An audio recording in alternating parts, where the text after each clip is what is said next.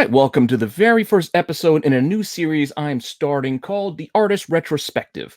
Now, what I plan to do with this video series is take an artist and kind of spotlight maybe their career beginnings, their breakout hits, their first cover, first interiors, their top 5 most valuable covers, my favorites, things of that nature. Just kind of mix it up depending on the artist that we are talking about on any given episode, and just see how it goes. See where it's going to go from there. I am open to suggestions. Please let me know what artists you guys might want to see. I have a laundry list of artists already that I want to cover, and I want to give a special shout out to Ants B3 who gave me this suggestion.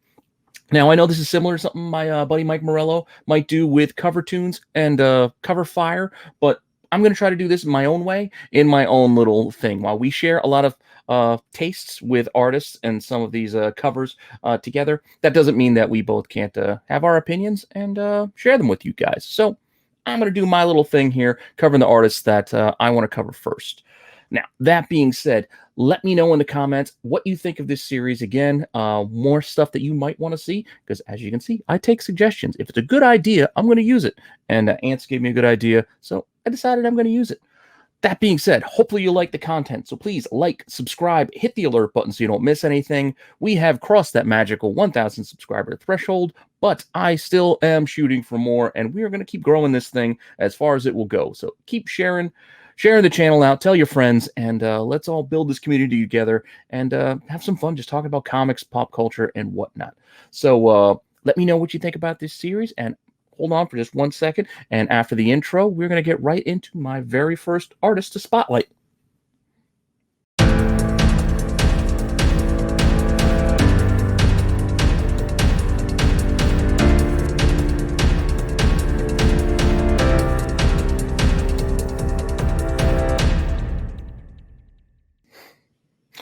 All right, so once again, this is the Artist Retrospective, and this week I debated who I wanted to cover first, had some suggestions from Ants when he said he wanted Lucio Perillo, maybe even Jenny Frison, both of whom are on the list as they're favorites of mine as well. But this week I decided to go with a J.J. Maxwell suggestion and Dave Stevens, because I'm also a big Dave Stevens fan as well. So I thought, you know what, if I'm going to start this thing off, Adam Hughes is another favorite. This is one of the inspirations for Adam's art. So let's go with Dave Stevens. I love a bunch of his stuff and a bunch of his covers. So let's try to cover them here.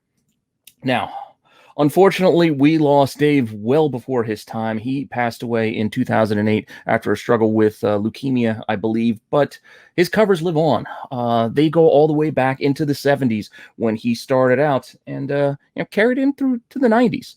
Now, when he started out, I believe, in the little bit of research that I did, he actually began inking some weekly news strips covering Tarzan and whatnot. I think Tarzan and actually Star Wars. He was inker on both, and they were just some weekly news strips that eventually got collected into trades and resold. But there he is, Dave Stevens, one of the inkers, just finishing the art. I think they believe a lot of times they called them finishes back then. They didn't just call them inkers. It was finishes.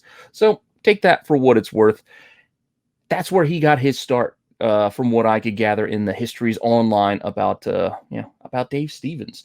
He then did some fanzine art as well, starting with San Diego Comic-Cons and things like that. In this 1975 San Diego Comic-Con, he inked a little Silver Surfer. I know the image is very small and a little blurry, but he inked a Silver Surfer by Jack Kirby, as well as this Iron Fist in that handout.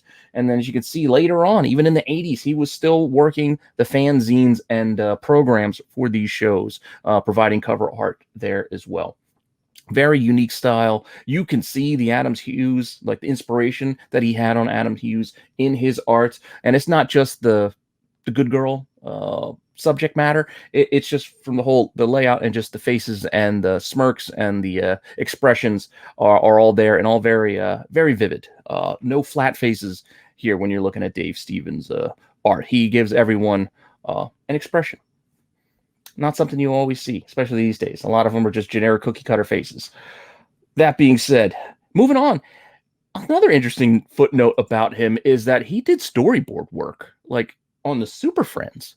Again, favorite cartoon of mine when I was a kid. But not only that, he worked for Lucasfilm and Spielberg and did storyboarding for Raiders of the Lost Ark. And I think he even did some stuff for Michael Jackson's Thriller as doing storyboards as well. But Raiders, it's been on a lot lately. Been rewatching all of the Indiana Jones movies, and they are a personal favorite of mine. So this was another interesting footnote that that he was involved in. And you can kind of see some of the, I guess it's the time frame of the Indiana Jones like era. You can see that carried over into what is his best known, I guess creation. Really, the thing that he is best known for would be the Rocketeer, which did first appear in Star Slayer issue 2. I think there might have been a preview at the end of issue 1, like at the back. So, I mean, you can make the argument that that was the first appearance, but we're going to go with issue number 2 of Star Slayer because that had the backup feature that actually had the Rocketeer in a little short, little comic there at the end. And like I said, this had to be his most, I guess, important and influential, I guess, creation of his own. So it wasn't just cover art that he did, but the Rocketeer lives on. I think, in fact, today, I think I saw on Key Collector put out an alert that Deadline is reporting that Disney Plus is going to be revitalizing and bringing the Rocketeer back. So we're going to see more from the Rocketeer. I'm looking forward to it. I kind of like that first movie and its little bit of a campiness because I like that era, that time frame as well. And yeah, as I said, this has to be Dave's most well-known creation. And yeah, and it continues to live on many, many decades later, actually. And I think that's pretty cool. I definitely think that is pretty cool. Now, with that little bit of history on his early part of his career, he's probably best known for his cover work. So I'm just going to use that and kind of roll that right into our top 5 covers. Now, I know Marco and I do a little top 5 variants, top 5 covers and things on our Totally Awesome Coolest Show Ever on Wednesdays, but I'm just going to do a little similar thing here, but for the artist, retrospective, and just give you a top 5 covers for each particular artist. And just kind of going off values. I thought about doing graded copies, but you know what? I felt doing raw covers, raw comics was the best way to go, at least in this case. Maybe I'll switch it up and we'll do some slabs and some later artists as we cover them. But today, in doing Dave Stevens art, we're going with the 5. And again, this is just off of the most recent look back. Some of these covers can go for a little bit more, a little bit less. But just to kind of give you a general idea of the top 5 best-selling covers that he has throughout his run, we're going to start with it's number 5. It's DNA Agents number 24. Just a gorgeous cover. I mean, it is straight up 80s with the layout and the hair, but it's just a gorgeous cover. It just really is. And like I said, you could see the good girl art inspiration here in his art, to be sure. And this book could be had for, what was this, $40? Well, and $10 shipping, but $40 for this one. I mean, you might be able to get it a little bit cheaper. You dig in those boxes. There are plenty of DNA Agents out there in the cheap boxes. So if you hit a run of DNA Agents, look for number 24 because this is the gem of the bunch for sure. So definitely one of my favorites, and I'm glad this actually made the list. As well as the next one is another. Again, you can see a lot of these artists I'm going to cover going forward are going to have this same kind of tone. We're going to see a lot of appreciation, if you will, of the female form. So hopefully you enjoy that because I do personally. So next up, we have another illustration of that fact with Airboy number 5. And again, another great cover, harkening back to that kind of a early World War II, pre-World War II kind of era of like the 30s and the 20s. And definitely good stuff. I like this cover. It's a striking image. It kind of just pops out at you. And this is our number 4 on our list. And this rolls in at about $50. So just like the last one, about $50 for this one as well. If you can find this copy of Airboy. Not easy to find. You, again, can sometimes find these Eclipse books in those cheap boxes. And if you hit a run of Airboy, this is what you want to look for. You want to look for Stevens. So keep an eye out for that number 5. Next up on our list at number 3 is a semi-recent edition. I think this was 1996. This issue 1 for Betty Page Comics. And you can see it does have a bit of a throwback to those old school Golden Age kind of covers, like those, can't think of her name. Ben C is going to kill me that I didn't learn this stuff by now. But kind of a throwback to pre-Phantom Lady, like the Jungle Comics. Like, I can't remember her name, started with an R. I'll pop it in post, but sorry, Ben. I tried to learn from you and John Z when we did Vintage Voyage, but some of this stuff escapes me. But this Betty Page is a pretty cool cover, and definitely one to keep an eye out for because it does it pretty well. This Betty Page Comics #1. And this, if you find it out there, could be a $75 book. So definitely keep an eye out for it. I don't actually think I have this one in my collections. This is one I got to go hunting to add to my PC, my personal collection for Dave Stevens. I have quite a few, including #2 on the list, which is another one I really like, Space Vixens. This is number 16 of this 3D zone. I think, I don't even know if the entire run was Space Vixens. It was just like a 3D comic. So keep an eye out and make sure you get the glasses so you can see the interiors of this. But this cover is pretty awesome in and of itself. So the Space Vixens #16, getting all tongue-tied here, will cost you a pretty penny if you're trying to look right now. I mean, it's about $100, or it can go for $100. You can find it cheaper. I did. So if you be patient and you keep an eye out on those listings out there, you might be able to get one for a better price than that, a better one that might be more in your in your budget and what you're looking to spend on something like this. But again, I'm a Dave Stevens fan, so I will pay a little bit of a premium to get the books that I want to add to my collection because I like collecting them, including probably my favorite cover of his and probably a lot of others is the #1 book, which is no surprise, Planet Comics #1. Just awesome. Again, same with the last cover. That yellow just makes the image pop off the page and just jumps right at you there. This Planet Comics #1, well, as you know, has been homaged before, and is probably one of the more well-known Dave Stevens covers, to be had out there, which is why it can go for a few bucks. This one in particular, I've made it in the #1, sold for $132.50 at auction with 17 bids. So a lot of action on this book. You can still find it for cheaper than that. Still, it's getting pricier as the days go on, but I think I probably paid somewhere in like the $60 range, I think, when I found one. And condition sensitive, of course.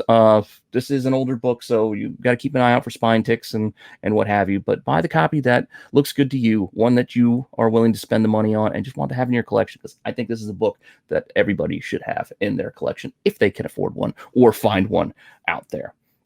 Because like I said, definitely a favorite of mine, this Planet Comics one.